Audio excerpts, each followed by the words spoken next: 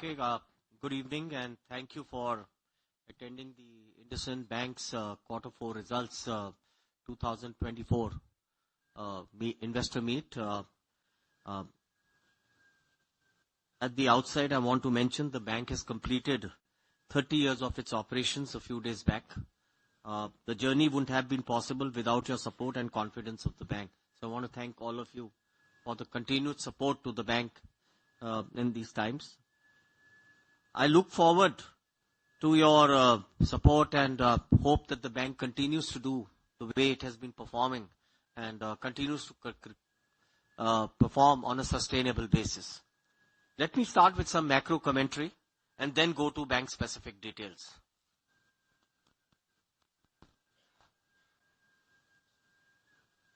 The Indian economy has been resilient in navigating the global challenges. Real GDP growth is among the fastest in the major economies. Improving economic activity helped credit growth sustain above 16% during financial year 24.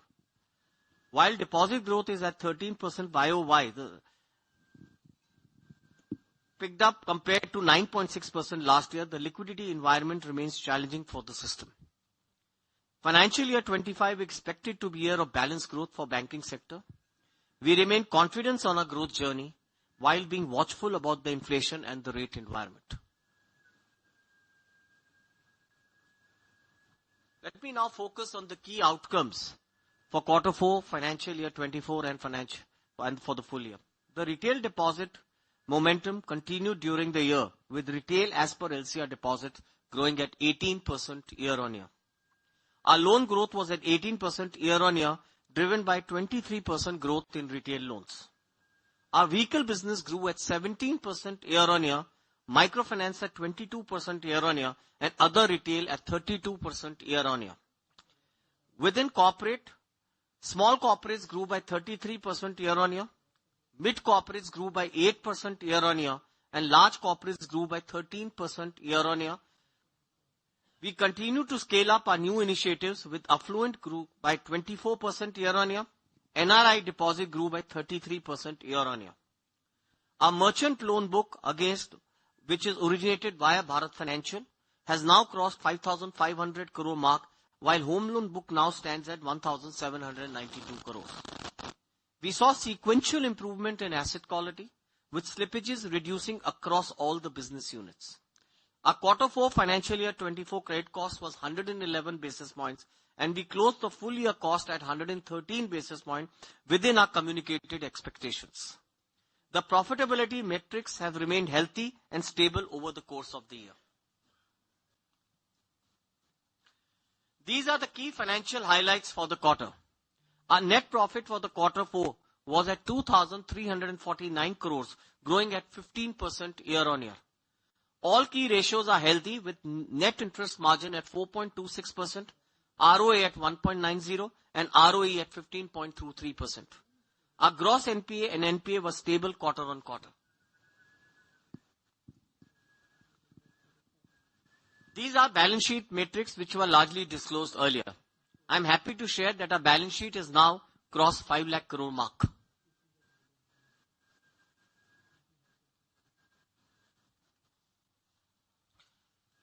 Now coming to the profit and loss for Quarter 4 Financial Year 24 and financial year and for the full year.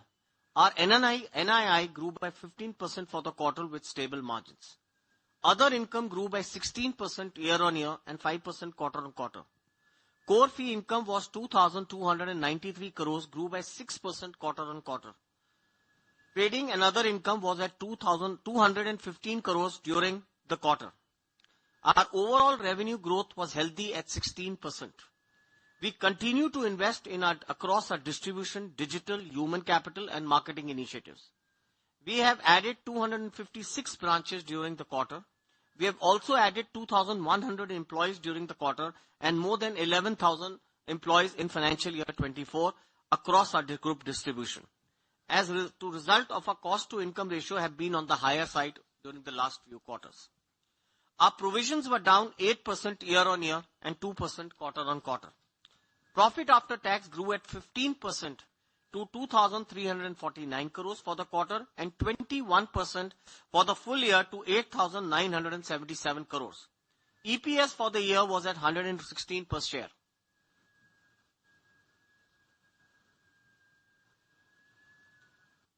We have a very well diversified loan book across retail and corporate products. The loan book mix has moved in favor of retail during the year at 56%.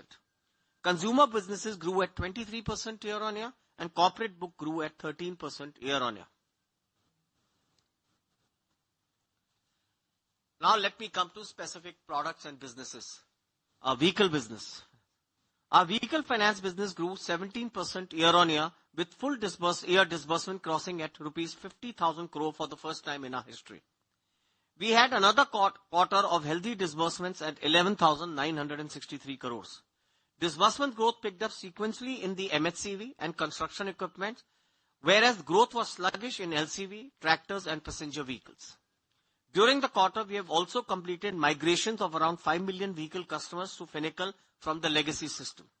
This caused a couple of weeks of impact on business, but it was a critical transition for us. Asset quality improved sequentially with gross slippages reducing to 0.57% versus 0.73% quarter on quarter in vehicle finance.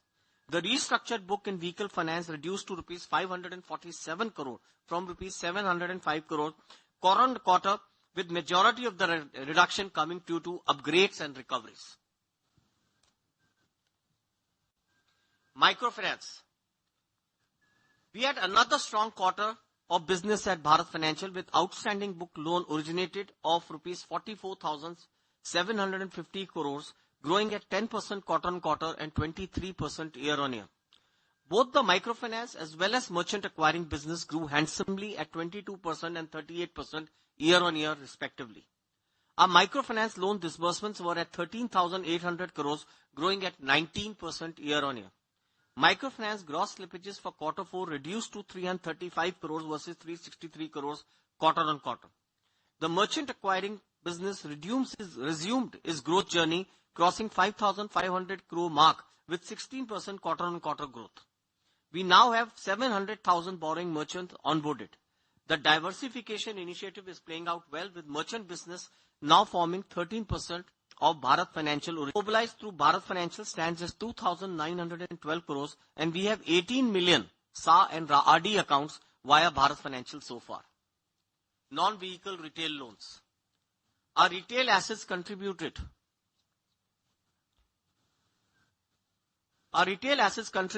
to continued the robust momentum with 9% quarter on quarter and 32% year on year growth. Our MSME book under business banking continued with strong traction with 21% year on year growth. New acquisitions have reached an all-time high during financial year 24, driven by a reinforced focus via MSME 2.0 strategy. Majority of the MSME new acquisitions are granular and from less than 2 crore segment, that is small business segment, leveraging our digital lending platform. Our home loan books now stands at 1,792 crores, growing 30% quarter on quarter. We have cautiously moderated sequential growth in unsecured products like credit cards and personal loans at 5% versus 9% quarter on quarter last quarter. Our credit card spends market share was at 4.9% as per last available RBI data.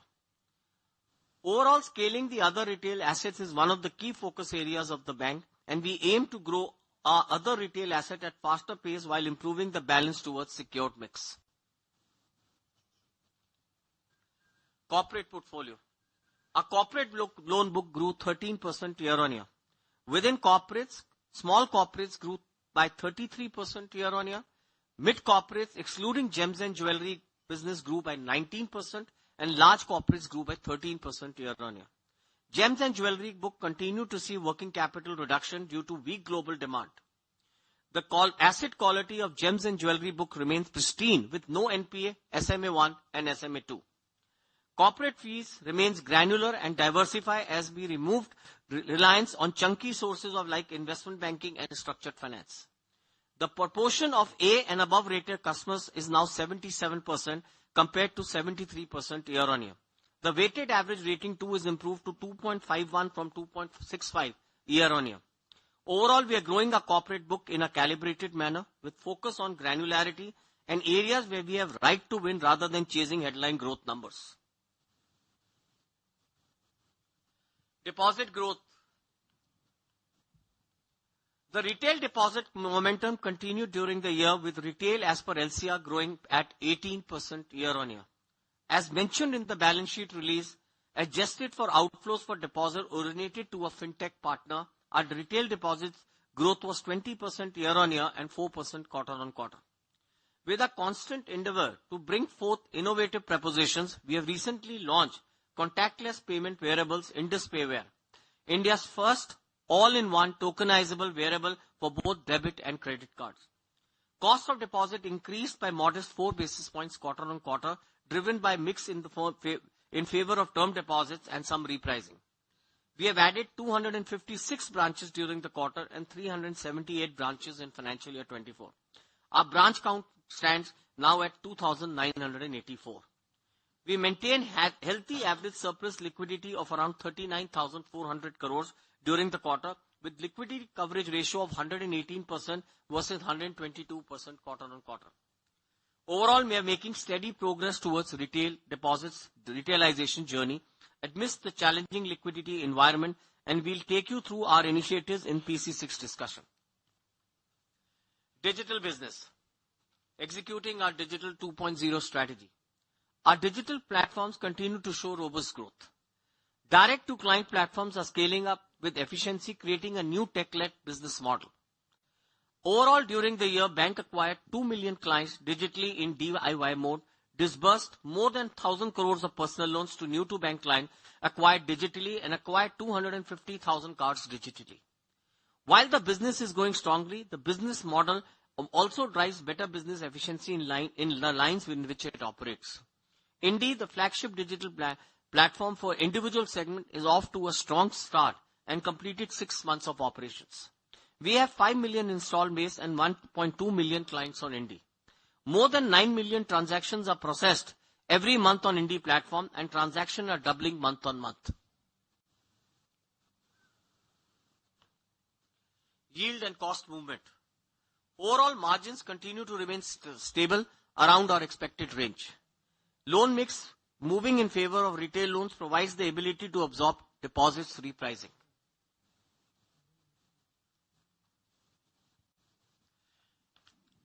Our fees is very granular and diversified on the fee side. Core fee remains healthy, growing at 6% quarter on quarter. Share of retail fees continues to be healthy at 72%. Overall fees remain steady at 1.9% of assets.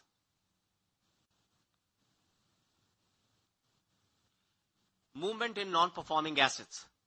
Our GNPA and NPA was steady at quarter on quarter. We saw improvement in all the asset quality metrics, such as gross and net slippages, restructured book, and security received during the quarter. All the 4 business segments saw sequential improvement in slippages. Gross slippages reduced down to 0.44% versus 0.56% last quarter. Our restructured book continues to run down at 0.40% compared to 0.48% quarter on quarter. Our net SR book reduced to 0.34% of loan book versus 0.37% quarter on quarter. We have made rupees 91 crore provisions for security receipt during this quarter. Our SMA1 plus SMA2 book was at 0.25% of the loan book. Our quarter 4 credit cost was at 111 basis points. We have closed financial year 24 with full year credit cost of 113 basis points, in line with the communication at the start of the financial year. Loan-related provisions. We continue to carry strong loan-related provisions. Our PCRs on GNPAs remain healthy at 71%. During the quarter, we also saw full repayment of the funded exposure towards a stressed telco of rupees 990 crores. The bank had made a prudential contingent provision towards this account. The bank had retained large part of this provision in the contingent buffers. The contingent provisions of 1,000 crores provide cushion for any volatility in microfinance and customer vehicle segments. We aspire to keep 2% extra on microfinance and 0.5% extra on MHC portfolio as a buffer.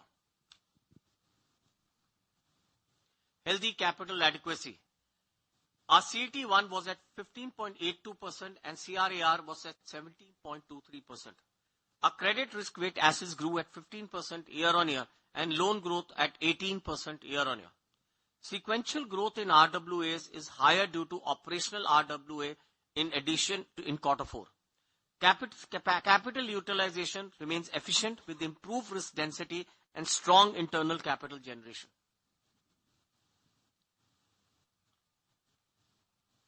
Now let me take you to the planning cycle 6 progress. We completed first year of planning cycle 6 in March 24 and the outcomes have been largely in line with our ambitions. We made steady progress across key themes of PC6 as seen in next few slides. We continue our retailization journey. We progressed towards our retailization journey with 73% of incremental deposits in last 4 years coming from retail as per LCR and CASA. Share of retail deposits is now 44% as compared to 31% in March 20. We continue to invest in our distribution network and opened 378 branches during financial year 24 and 1,073 branches in last 4 years. We believe our investment in the distribution should aid us in maintaining the growth momentum in retail deposits. We have lowered our dependency on bulk deposits and borrowings. Certificates of deposit remain low at 3% of deposit, while borrowing contributes 9% of the total liabilities. Diversifying domains. Over the period, the bank has diversified its vehicle finance book with addition and scale up of new vehicle categories like light commercial vehicles, cars, utility vehicles, construction equipment and tractors. We have gradually reduced dependency on MHCV segment, which now contributes 6% of the overall loan book as compared to 11% during March 18. We have revamped our LCV business by carving out a dedicated business unit. Bank's LCV market share has now crossed 10% from sub 5% a few years back. We have also scaled up passenger vehicle book, improving balance between passenger and commercial vehicles. Overall vehicle portfolio is now diversified across product categories and the bank is well positioned for sustained growth across different product cycles.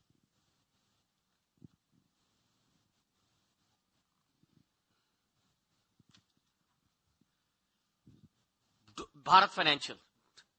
We continued our progress on the journey of transiting Bharat Financial's rural business from microfinance to micro banking.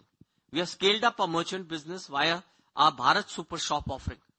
The loan book has now crossed 5,500 crores across 7 lakh nano retailers in tier 2 and tier 3 cities.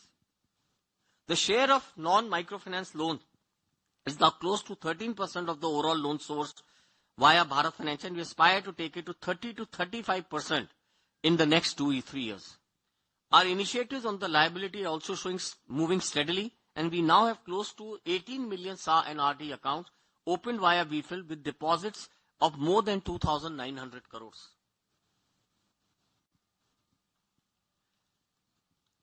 The bank is adopting a one-bank approach to capture the entire ecosystem via community banking in the diamond business. We have launched Indus Solitaire, a community-based focused relationship program offering a gamut of tailored banking services for the diamond industry. While in the interim, we have been cautiously slowed down on the growth amidst global demand challenges, the asset quality of the book continues to remain pristine with 0 NPA and 0 SMA1 and SMA2. Scaling subscale businesses. We are scaling our new and existing initiatives across assets and liabilities. This is one of our key focuses on PC6. On the asset side, our home book loan book now is 1,792 crores, while merchant advances via Bharat Financial are at 5,565 crores, growing at 35% year-on-year. Our MSME initiatives have shown strong traction, driven by staff focus via dedicated business units and best-in-class digital offerings. Overall loan book via our MSME focused business units grew at 26% year-on-year in financial year 24. We continue to scale our existing liabilities initiatives for affluent and NRI banking. We further expand our affluent and NRI offering with the launch of private banking focused on HNI and ultra HNI customers. Accelerating Digital 2.0. We have laid a strong digital foundation with our progress on our digital 2.0 strategy and created a strong stack of digital products and capabilities. Our recent launch of Indie is showing healthy trends and user absorption of 5 million plus downloads and 1.2 million accounts, around 9 million transactions. We'll continue to integrate digital across our business with scale up of existing initiatives and launch plans. We plan to launch Indie for Business and Indie for NRIs very shortly. Imbibing ESG into our businesses. The bank has deepened its impact on the society through responsible lending, mitigating climate change, and promoting social behavioral changes. We have launched multiple initiatives, including ESG-linked products such as green deposits, sustainability-linked bonds, etc. IndusV, a platform for women entrepreneurs, offering a holistic banking and non-banking services. Indus Solar, offering rooftop solar loans to MSME clients, fostering innovation in solar energy utilization. ESG-oriented debt solutions for corporate solutions for corporate banks. On track for our BC6 ambitions. Our financial year 24 progress has been largely on track with the BC6 ambitions across parameters. We remain committed to achieving our planning cycle's 6 goals. The key focus areas of financial year 25 are steadfast focus on retailization of deposits, navigating challenging environment, calibrating loan growth in sync with deposit growth, prioritizing diversification and granularity, integrating one bank distribution structure to fully leverage its strong distribution across network segments, scaling new initiatives like home loans, MSME, affluent banking, NRI banking, etc. Leapfrogging digital 2.0 with planned launches and scale up. Relentless focus on compliance and governance, maintaining healthy profitability in top quartile of the industry. These are our key ratios and across key business parameters. We continue to show healthy traction across all our key metrics and expect to show similar trends going into financial year 25 as well. We aim to grow ahead of the industry. We are committed to PC6 growth rates while being watchful of the operating environment quarter on quarter. We remain comfortable with our margins with some prudential upside when the interest cycle turns. We continue to invest in digital and other liability initiatives. The cost to income thus should be range bound in the near term and improve as the operating leverage plays out in the few quarters. The asset quality is now in a steady state and any improvement would be used to build contingent buffers. Overall profitability of the franchise would thus be stable in the near term and improve as some of the benefits from margins and operating leverage play out over the course of next few quarters. Thank you, and let me open the floor for question and answer now.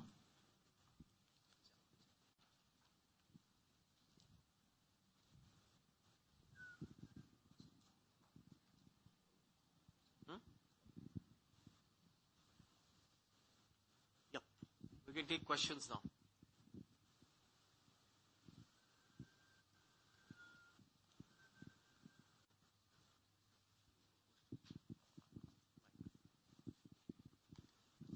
Good evening, sir.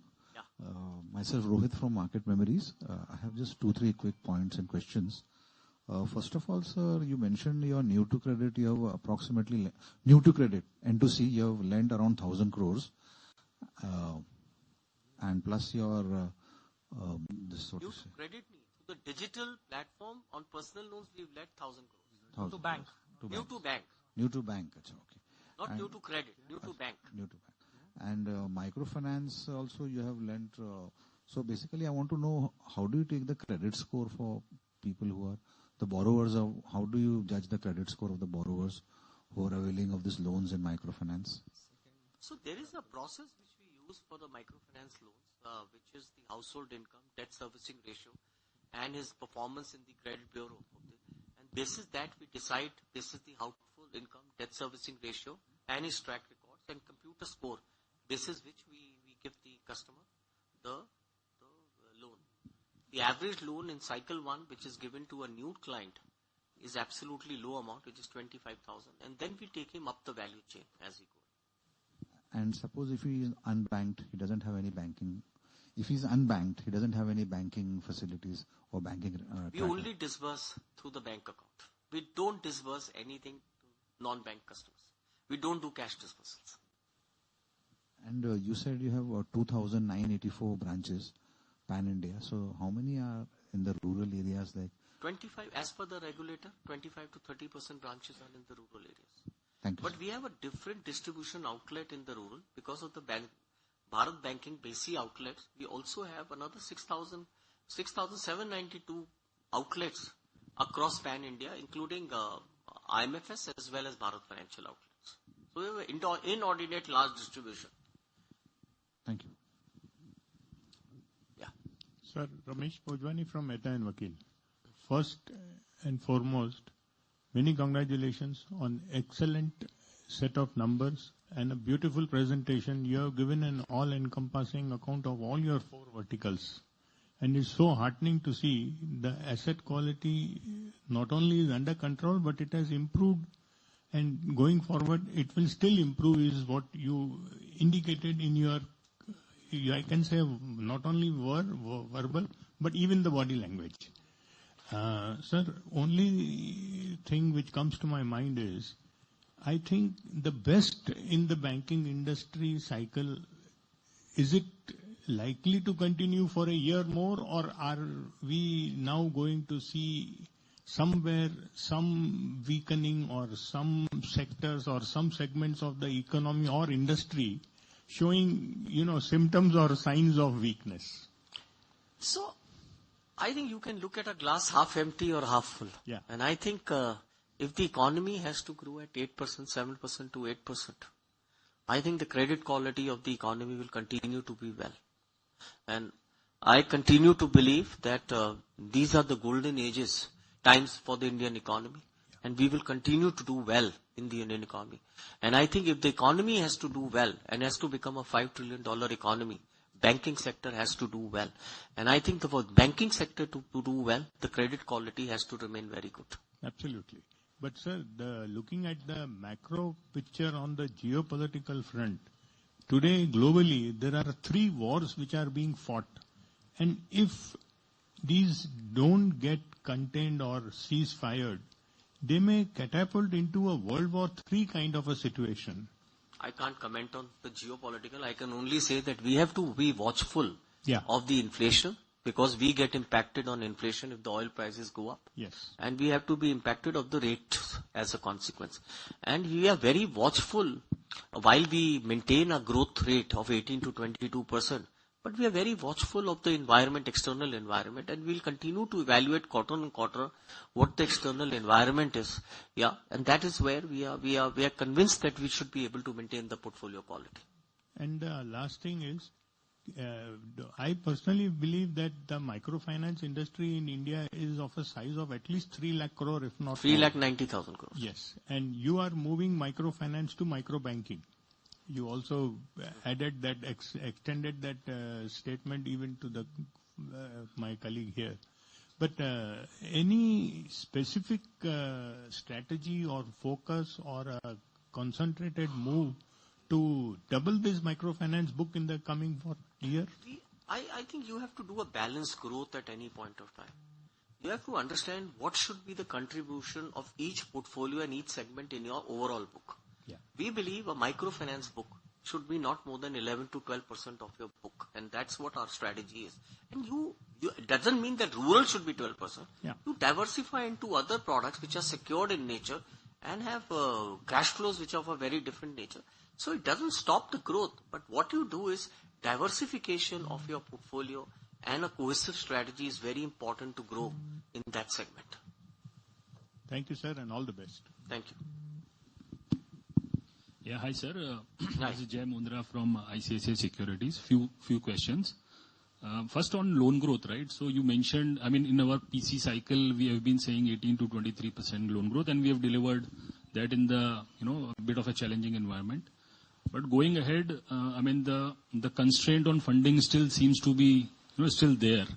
So this 18% loan growth guidance, is still relevant even in the period where, deposit mobilization may be under a bit of a constraint. So like I said, there is no reason for us to change our guidance right now. we continue to believe that the bank should grow at 18 to 22% because we operate in those segments. Otherwise, we lose market share. And we play in businesses where we have a right to win. That's number. Number two, in my opinion, I think, this liquidity issue, I think, is about cost of deposits and not a liquidity issue. And I think people, as long as you continue to create the right mix of assets, liquidity is not an issue and you can manage your book.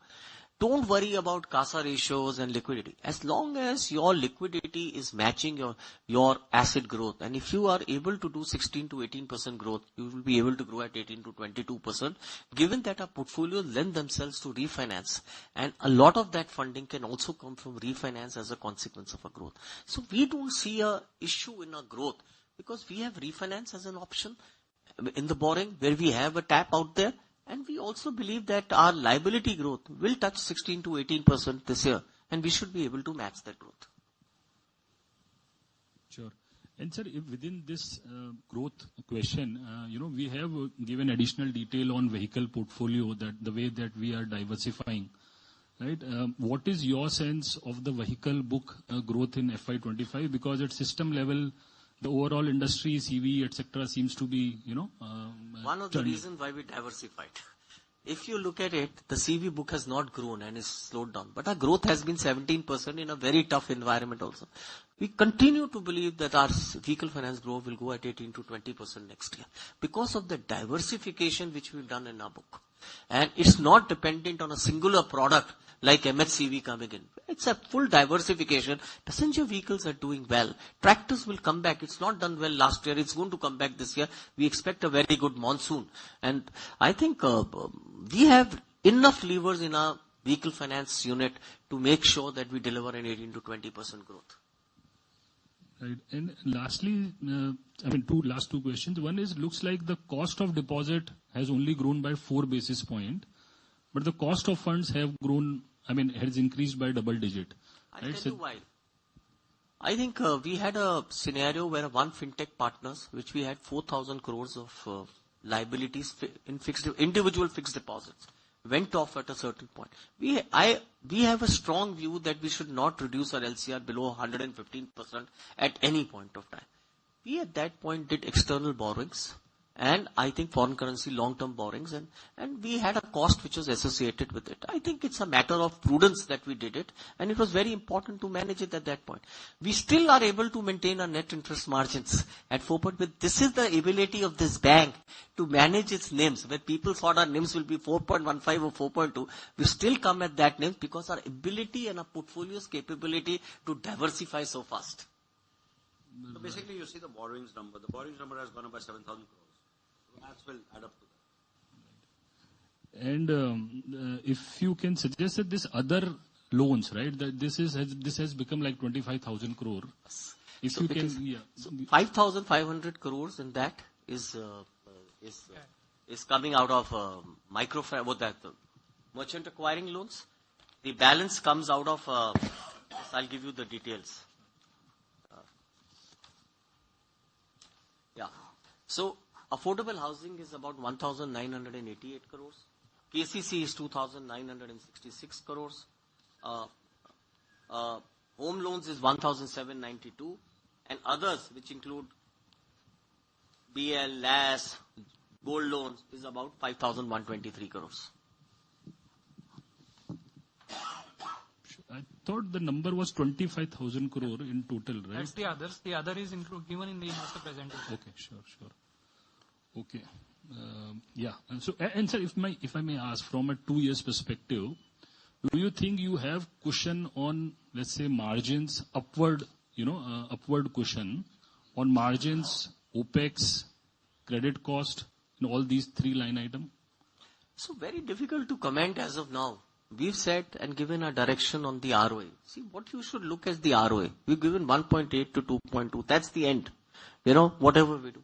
We are right on our dot. On year 1, we are at 1.9. I think you should only see positive movements. We've never said that, and positive movement happens if there is a margin improvements, which So our cost to income is highly inflated as of now because we've invested in new businesses, but we've still been able to maintain our margins. Thank you and all the best, sir. Yeah.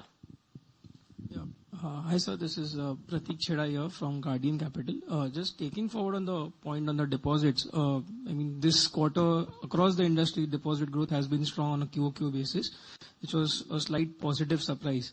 So just wanted to understand whether this is more a temporary thing, or do you see the deposit mobilization now sort of picking up, and how have been the early indicators? I mean, almost a month into the... Deposits is not the issue. Please understand, liquidity is not the issue anymore. It is about the cost of deposits. And that is what the issue is. And as long as you know how to manage the cost of deposits and how you manage borrowing, cost of deposit and cost of funds, you will get your numbers. So please understand, I think we're making more of what it is. I think as long as you do granular growth of deposits, you have a healthy mix of borrowings into it. I think achieving that growth, and we are a small bank, so we are not such a bank that we have 10 lakh crores of deposit. For us to do 18 to 22% means only 15 to 16,000 crores a quarter. Yeah. So there is nothing much to it. And incrementally, the borrowings have gone up by around 18%. Can you just share what is the cost of borrowing for these additional borrowings that have come in the fourth quarter? They've been less than the cost of deposits. Less than the cost of deposits. Sure. But yeah, overall the cost of funds will go up because yet if they are over the cost of funds, which was 5.31 or 5.4 earlier, obviously it will go up. Okay, thanks. Yeah. Hi, Siddharpan here. So, you had mentioned earlier also that, you won't use additional provisions. So have you utilized anything this quarter? Yes, we have 300 crores. Okay, and what's the plan for the remaining Vodafone provisions? I have said in my presentation that we will keep 1.5 to 2% of microfinance book, which is the JLG book, and 0.5% on the MHCV book, always as contingency buffers. So we are well much within that, and we will continue to keep that buffers as we go. So we will continue to add or delete basis our need. So it's not that we are going slow or high. We will continue to create a contingent buffer to take care of any volatility in our earnings. Okay, I've always said our earnings profile will be very stable, very annuity driven, and that is what you will see of our earnings profile. So in terms of your cost of deposits or cost of funds, how much more increase you expect for next couple of quarters, or most of the repricing is done? Very difficult to project right now. I think we look at it over a period of time. I think it's also not good to have very long-term deposits right now. So we are seeing when the rate change happens and what is the cyclical. So we are managing our book right now. So I think as long as we maintain our NIMs between 4.2 to 4.3 and maintain our ROAs between 1.8 to 2.2, that is the number we give our guidance. We don't give a guidance on every parameter because that is for us to manage our businesses. But we want to give returns which are consistent, and we've said that is what our NIMs is, guidance is, and that is what our ROA guidance is. Thanks a lot. Yeah. Just take a mic, you're very far. Thank you, sir. Yeah. So I have two questions. My first question was on the Reliance Capital and Mutual Fund business by the Holdco, right? So it's part of the Holdco. But do you foresee any pressure going ahead from RBI to, just have one bank, one company? We've not got a license, so we don't have one bank, one company approach. And Holdco can have multiple companies. But bank is an independent entity governed by the Banking Regulation Act. So I think we don't have any pressure as such that we got to take a stake or not take a stake. We've not invested anything in that company. So we can't even comment on it. And sir, any clarity on promoter stake? Means promoter increasing stake? See, it depends. It's between the promoter and the regulator. Whatever information we are asked, if we are asked by the regulator, we respond. And I don't think there's been any such information which we've been asked in the recent times. And I think it's between the promoter. It will be very difficult for us to make any statements around that. Got it, sir. And my last question is on the MFI business. So it's doing well. You said that, it'll move up to the high teens It's moved up to 20% year on year from a lowish growth earlier. So where do you see the growth settling for the next 1 to 2 years? And just in terms of asset quality, of course, your exposure in Punjab, Haryana is small, so it's good. But any such asset quality stresses you foresee in the future? First of all, I want to give you the comfort that MFI book, which is in the JLG, while the MFI book may grow at 20, 21%, 25% also, it's not that we will only grow in JLG. That diversification is very important in our portfolio, and that's what we've done. We continue to maintain 9.5% and 10% market share on that business, and that is what our market share will be, and it will not be more than 11 to 13% of our portfolio. That's the number 2 statement I want to make. Number 3 statement I want to make is, yes, we saw Punjab coming 11 months ago. We saw the waves of Punjab coming, and even some parts of Odisha and Bihar also coming, and some parts of UP. We started exiting those portfolios at that point. That's why our exposures are very, very low. And we did not restructure any of these assets, and we wanted to take them as losses, if there are any. So we continuously believe these small ticket loans should never be restructured. We should rather take them as losses and move forward. Got it, sir. Thank you. Yeah. Hi, sir. Hi. Hi, sir. So a couple of questions. Firstly is on the slippages. While there has been an improvement in slippage rate this quarter versus the last quarter, but how do you really see this? Because consumer slippages still looks a tad higher. So where would you see them in FY25? Any color around our that? slippages are in the consumer side is absolutely under control. It's only in credit card where we see a little bit of an elevated slippages. And I think we write off the credit card portfolio very early also. So I think the slippages are coming in the credit card side, which we now think has stabilized. So it will now see a stable flow, and then it will see a declining flow. So we are not seeing fresh inflows into the 30 plus bucket, but I think the flow rates have to happen because the resolution rates in the 30 plus buckets are a little bit low at that level. So I think you should start seeing in 2 quarters time credit card flows coming down, and as a consequence you will start seeing the slippages going down in the retail side of the portfolio also. Okay. And secondly, on the additional provisions that you plan to make in MFI and MHCV. So see, last 2 quarters we have been only consuming provisions from contingent. So, and by when do you see that bank will be in a position to start making those provisions? See, you can't give a guidance on this. It depends on the opportunity and the stability of the flows which I want to see. And I think my books are very stable right now. I think I carry enough contingent provision to manage any market volatility. If I feel that my market volatility is a little higher, I will start making contingent provision. Or my microfinance books touches a certain level, and I think it's the 1,000 crore provision is not enough to take care of that. I will make the provision immediately. I've made a commitment that I'll make that 2% and 0.5% of the MHCV. I will add to that, and maybe I'll start demonstrating to you that what I carry as the provision from next quarter onwards, so that you're comfortable that the bank carries enough provision to take care of any volatility in these 2 books. And the volatility comes in these 2 books only. Right. And my last question is on the corporate banking yield. Now this quarter there was a slight drop there, and our focus all through has been more on the mid corporate and small corporate in terms of growing that book. And so how do you really see that, and what explains this drop this quarter? So we continue to believe large corporate is a very important part of our business. Neeraj Shah runs this business for us. I think we do very specific segments in that, and we focus on very specific deals in that. We also focus on that segment because we get our risk-weighted assets as a consequence of that.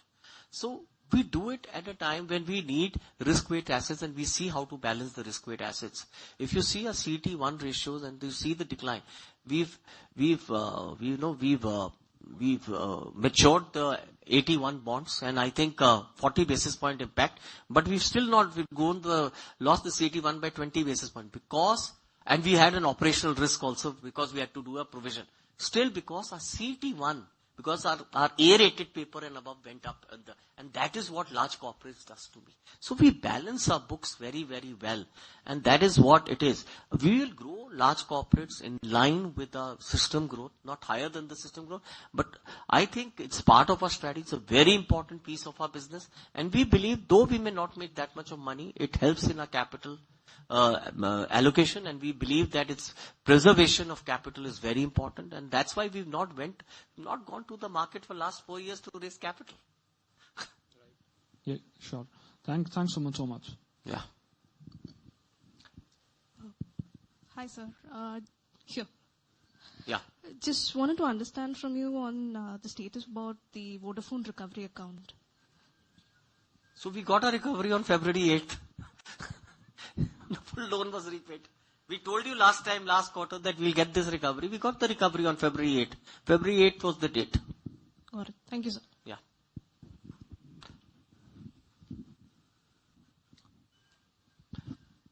Hi, Sumant. This is Anand from MK. Can you just talk about how the funding cost curve is moving? Do you think that basically it has largely peaked or possibly it's going to peak in one or two quarters? Number one. Number two is that, particularly in terms of lending rate, basically you run a lot of fixed rate book as such. Do you see any scope of increasing lending rates, particularly into any products? In case of microfinance, a lot of the NBFC microfinance are actually asked to reduce the rates as such. Any such case for us? Number one. Number two, in case of MHCV and other vehicle loan products or the affordable housing loan products as such, have you increased the lending rates in the recent past? Not at all. I don't believe that you can, at the bottom of the pyramid, start increasing rates because the opportunity represents to do that rate. You have to look at this business in totality rather than as individual vectors. And I think if you increase the rates, the ability of the pay, the intent may be there, but the ability to pay reduces. And that's not fair. In my opinion, while you may say it's 10 rupees, 20 rupees per month, but it's not the right way to do our business. In my opinion, our rates remain at 21%, and we don't want to do anything which is contrary to that. We don't want to offer rates at 28%, 26%, 28%. That's not right on the microfinance side. If you ask me on the funding side, I think the gap, as long as there is a gap between the savings account rate and the fixed deposit rates, I think there will be a COD shift which will happen. It may be 3 to 4 basis points, but it will happen because you can't tell a client to keep money in savings account and then have and not keep it in the term deposits. And I think that's happening in the industry. Second, I think mid-sized banks and like us and even the large private sector, I think the current account growth will get subdued because with the 10% regulation which has come in, a lot of banks in private sector banks will not have 10% exposure to large corporates. And I think whatever money you may get, you can only keep for 2 days or 3 days, which is the cash management and you can't, and the special purpose accounts are far and few. So I think there is a lot of money which banks used to get as transaction banking floats, which have disappeared. So that's where the cost of deposits have gone up in the banking industry. And I think you should not worry about that as long as margins are maintained between 4.2 to 4.3 and banks manage the risk in a diversified manner. I think that's the new mantra. And I understand that that's the way we are managing a mantra. And I think while CASA ratio is important, our CASA ratio has reduced from 44% to 38% in 6 quarters. But again, our NIMs have remained very stable. So basically, what could be the levers to maintain the NIMs basically where we are at this point of time? Basically, if you don't increase the lending rates, your cost of fund tends to go up. So how do you manage that? Is there basically any scope in terms of LDR? So you must look at cost of fund. The difference between cost of deposit and cost of fund in our case, well, in other cases are 15 basis points. In our case is almost 100, 120 basis points. Understand why that cost of difference comes in. That's number one.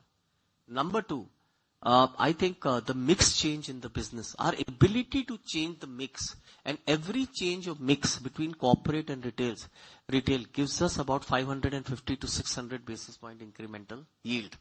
That is very important for us as we manage our business as we go forward. And I think those are the important parameters for us to manage our business. Sure. Secondly, on your OPEX, basically from the industry perspective as well as Indusind Bank perspective, we believe that certainly branch expansion is bound to happen across banks, and I think you are also focusing on that front because you want to mobilize the retail deposit. So how do you see your and basically the industry cost structure moving up from here? Be it investment into the branches, be it investment into people, technology, all these platforms. So I'll tell you, you have to understand where the costs are coming from. That's very important. One is people cost, and I think retention of people has become more important. And I think with all banks expanding the way they are expanding, I think people cost have risen. And we must accept that. No more can you say that I will give a 5% increment and try to retain people. I think the cost of people have risen, and it's an acknowledged fact which has happened in the industry. And I think that's something which we need to. And of course, 30-35% of attrition also raises another cost issue which comes in as a consequence of that. That's one. Number two, the cost of technology has risen. If you want to be ahead of the curve, you've got to invest in technology, and at a very fast pace. And I think the technology costs have started showing an increasing trend, and it's showing for the last 2 years and continuously showing an increasing trend. Number three, I think payments business cost has gone up to a large extent, specifically on the UPI side, and I think those costs are increasing. Even if your account is debited, you are paying to the wallets. At the end, people don't use you as a wallet. They move the funds from your account to a Google Pay, and you pay the Google Pay or the aggregator payment service provider. You are actually paying to UPI and payment. That cost is increasing at a very fast pace for the banks. That's number three. Number four is the branch expansion. Number five is when you get into digital, initial phases of first 1 year, 1.5 years, 12 to 18 months, you will have costs which come in. Now you can stop that initiative, but I think you are contradicting yourself and spoiling the growth of the future of the organization. Because I think branches are required because relationships belong to branches. But digital is required because transactions are enabled through digital. And you need both complementing each other. And I think that's where the costs are happening. So, recently basically RBI has been very active and, putting a lot of punitive action taking, particularly in terms of IT systems as such. So what's your broad view? I mean, not talking about any particular player, but broadly in terms of industry and how basically Indusind Bank stacks in that. Do you see any kind of that risk coming in for Indusind Bank ever from the regulator? I cannot comment on the regulator behalf. So let me tell you, nobody can comment. I'm lucky that I've not got the punitive action. But my seaside audit, if that's the indication, does not reflect that I have any such issues. So that's because we invest in technology before we scale up business. So even digital, we've not scaled up to a large extent because we want to keep on testing our technology and the infrastructure before we scale up anything. So I think we are very, very cautious about that.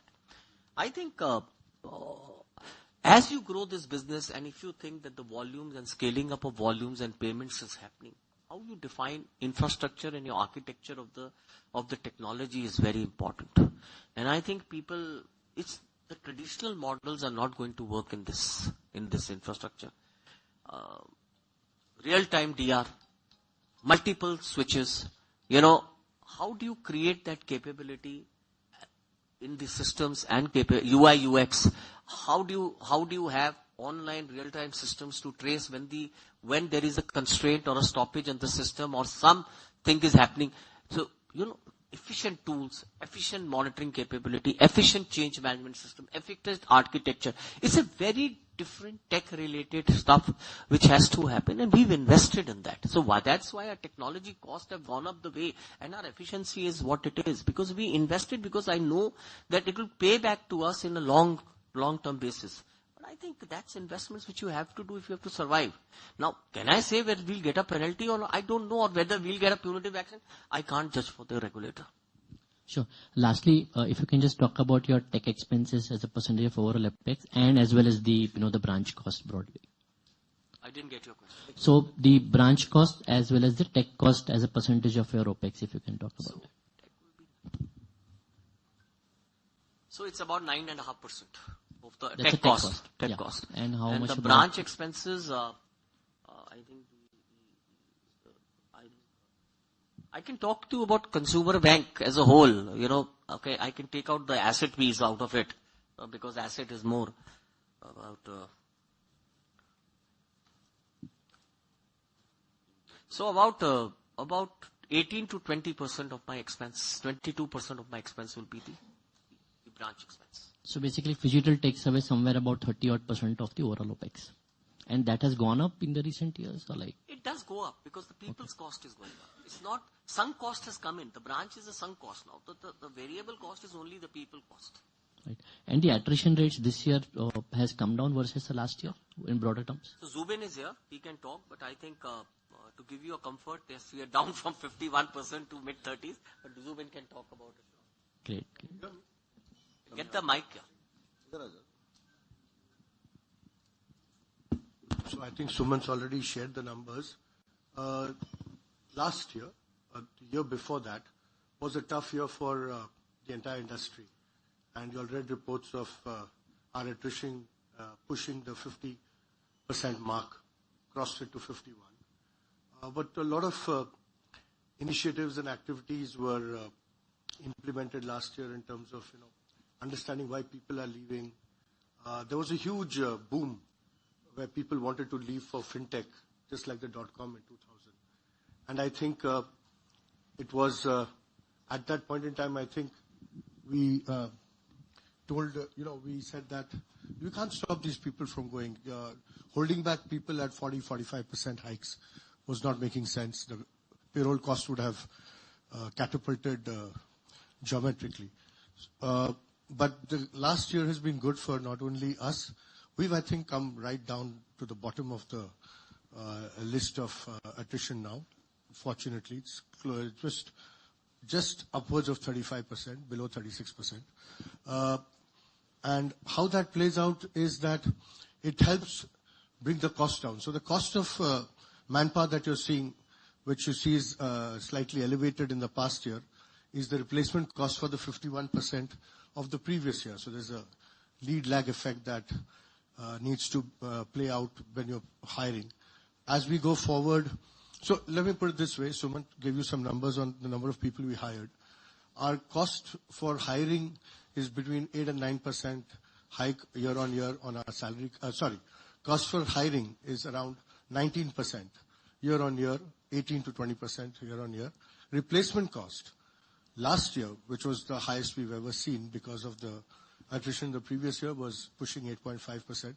You'll start seeing that going down. So actually holding back people always makes a lot of sense, not just from the fact that you lose or you don't lose trained resources, but the replacement cost given in the market, as Suman said, we used to take targets. I used to give my team targets that you're not going to hire anybody above an average of 7.5 to 8%. Those days are gone. The kids and others who come over here expect 30 to 40%. We start with 15, come down lower.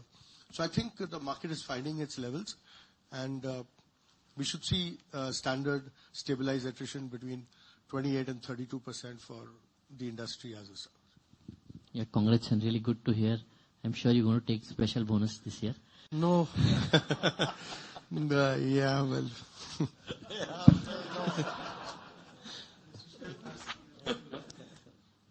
Yeah, thank you so much. But Suman, just last thing, basically you ticked almost all the boxes that one would expect it to be. The only slight disappointment, or basically ask that we have for next year is that if you can shore up your contingent buffer. I don't know where from you find profits, maybe from treasury gains or something like that. But certainly I think we would want you to build up your contingent buffers. I've always told you, if we need one, we will definitely shore it up. As long as the contingent buffers takes 1.5 to 2% of the microfinance JLG book and MHCV, and if there's a shortfall, we'll demonstrate it clearly on the next quarter onward. What is the shortfall? We'll definitely add that to the country. If there is a release to be done, we will release. But I'm assuring you, we will never be short of this number. Thanks a lot.